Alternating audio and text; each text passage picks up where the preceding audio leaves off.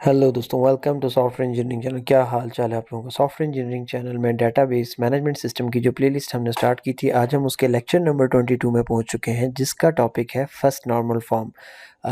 Normalisation क्या होती है, मैंने इससे पीछे वाले लेक्चर यानी कि लेक्चर नंबर 21 में बड़ी डिटेल के अंदर समझाया, और एनोमलीज क्या होती हैं उसके ऊपर भी हमने बड़ी डिटेल में बात की।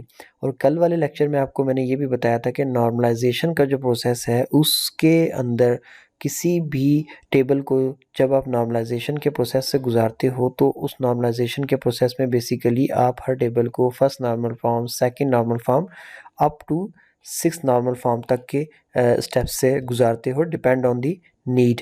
तो इसी तरीके से आज जो हम पढ़ने जा रहे हैं, बेसिकली हम पढ़ने जा रहे हैं कि फ़र्स्ट नॉर्मल फॉर्म क्या होती है, जो कि नॉर्मलाइजेशन जब भी आप किसी टेबल की करने के लिए निकलते हैं तो पहले आप फर्स्ट नॉर्मल फॉर्म करते हैं।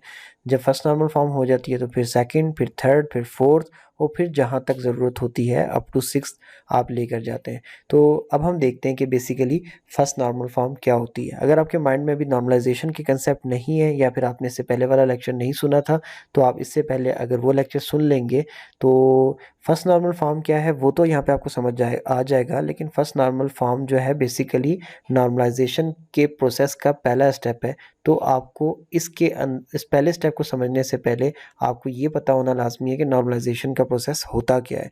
तो पहले वो समझ लें तो ज़्यादा बेहतर है।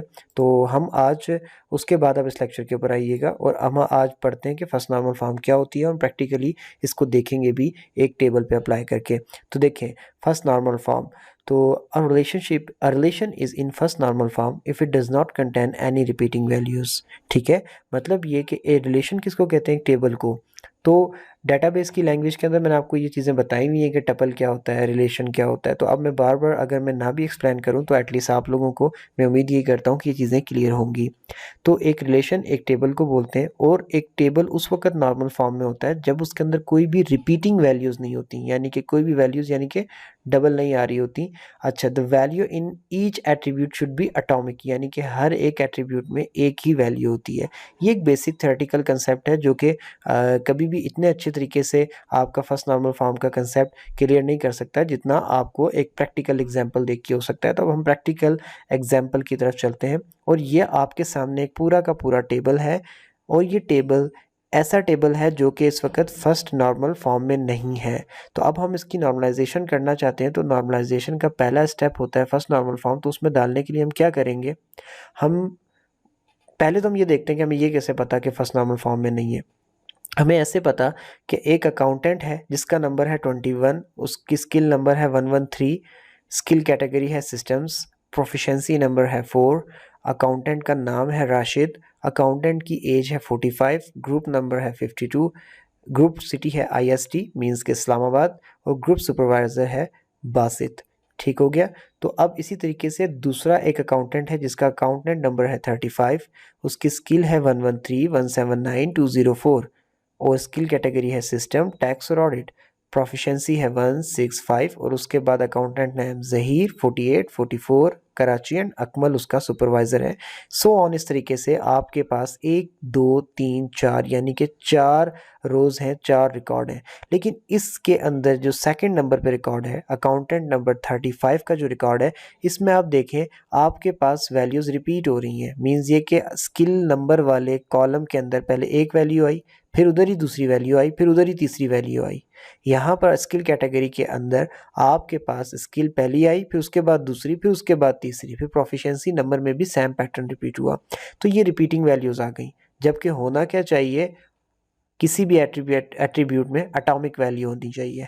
एटॉमिक वैल्यू का मतलब क्या होता है, एटॉमिक का मतलब ये होता है कि जिस तरीके से ये अकाउंटेंट नेम के अंदर जस्ट एक ज़हीर लिखा हुआ है, पूरा एक एट्रीब्यूट है तो इसके अंदर एक ही वैल्यू है, ये वाला कंसेप्ट होना चाहिए। जबकि ये जो रेड एट्रीब्यूट्स हैं, इन तीनों के अंदर ये कंसेप्ट की वायलेशन हो रही है, हम एक एक एट्रीब्यूट में तीन तीन वैल्यूज़ डाल रहे हैं। तो अगर ऐसा हो रहा हो कहीं पे, तो इसका मतलब ये होता है कि आपका वो रिलेशन, वो टेबल फर्स्ट नॉर्मल फॉर्म में नहीं है। तो अब अगर हम इसको फर्स्ट नॉर्मल फॉर्म में लेकर जाएंगे तो हम इसको क्या कर लेंगे, ये देखें, यही टेबल अब फर्स्ट नॉर्मल फॉर्म में आ गया। हमने क्या किया कि अकाउंटेंट नंबर 3 के लिए पहले एक टपल बनाई, और उसके अंदर उसकी पहली स्किल कैटेगरी लिख दी, पहला स्किल नंबर लिख दिया और प्रोफिशिएंसी नंबर लिख दिया।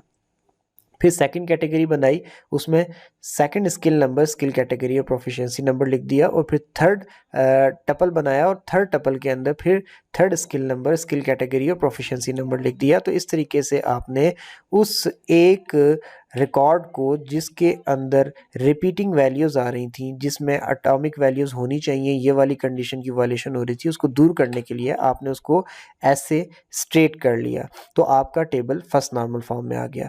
अब फर्स्ट नॉर्मल फॉर्म में आ जाने का मतलब ये नहीं होता कि अब आपका टेबल परफेक्ट हो गया।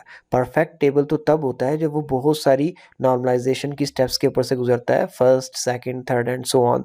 तो अगर ऐसा होता है तो फर्स्ट नॉर्मल फॉर्म में सब कुछ ठीक हो जाने के बाद भी इसमें क्या क्या प्रॉब्लम्स हैं, हम उनको आगे जाकर पढ़ते हैं। तो हम यहाँ पे पढ़ेंगे problems in first normal form क्या क्या है। पहली, अपडेटिंग प्रॉब्लम।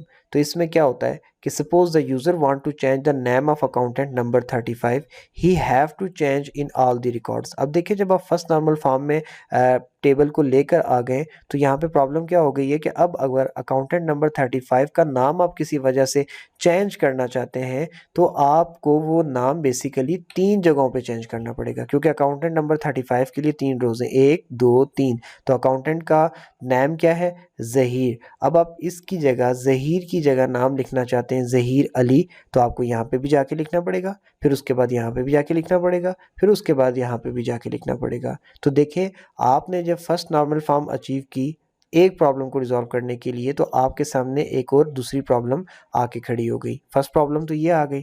अच्छा, इसी तरीके से डाटा इनकंसिस्टेंसी। अब ये क्या है? There are 3 records for the accountant number 35। ये आप खुद भी देख चुके हो, मैं दोबारा जाके दिखा देता हूँ कि ये देखें, अकाउंटेंट नंबर 35 के लिए 3 रिकॉर्ड हैं जो कि मैंने ग्रीन कर रखे हैं। You have to reflect one change on 3 different location, that means the chances of error due to typing mistakes are increasing here.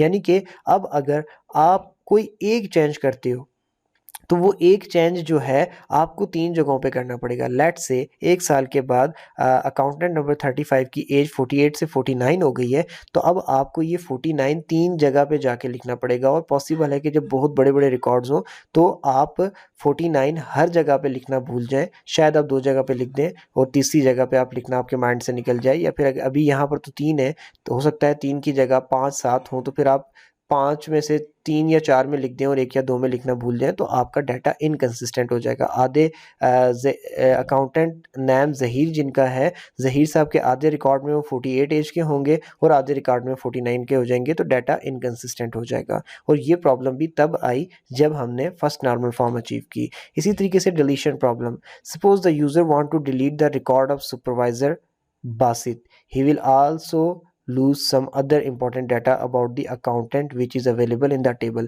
अब देखें, यहाँ पर हमने फर्स्ट नॉर्मल फॉर्म तो अचीव कर ली, लेकिन एक इशू अभी भी यहाँ पर है। मेरे पास यहाँ पर ग्रुप सुपरवाइजर्स के नाम लिखे हुए हैं। अब एक ग्रुप सुपरवाइज़र है हमारे पास मिस्टर अकमल, और दूसरा ग्रुप सुपरवाइज़र है हमारे पास कोई बासित। अब मैं बासित साहब को इस टेबल से डिलीट करना चाहता हूँ, तो मैं जब बासित साहब को डिलीट करूँगा मीन्स कि मैं उस पूरी रो को ही डिलीट करूँगा ना, जिसके अंदर बासित साहब लगे हुए हैं। तो अगर मैं कोई भी ऐसी रो डिलीट करता हूँ जिसमें बासित साहब हैं, तो पहली वाली रो डिलीट होगी और आखिरी वाली डिलीट होगी। तो सिर्फ और सिर्फ हमारे पास से बासित साहब का नाम नहीं गायब होगा, बल्कि इस रो में लिखे हुए अकाउंटेंट की डिटेल भी चली जाएगी, जो कि राशिद साहब हैं, जिनकी एज 45 है, जिनका ग्रुप नंबर 52 है, जो कि इस्लामाबाद में काम कर रहे हैं, जिनकी स्किल नंबर 113 है एंड सो ऑन। तो हम बासित साहब को डिलीट करने के लिए चले थे, लेकिन बासित साहब के साथ हमने एक अकाउंटेंट का डाटा भी लॉस कर दिया, जबकि शायद हम ये नहीं चाहते थे।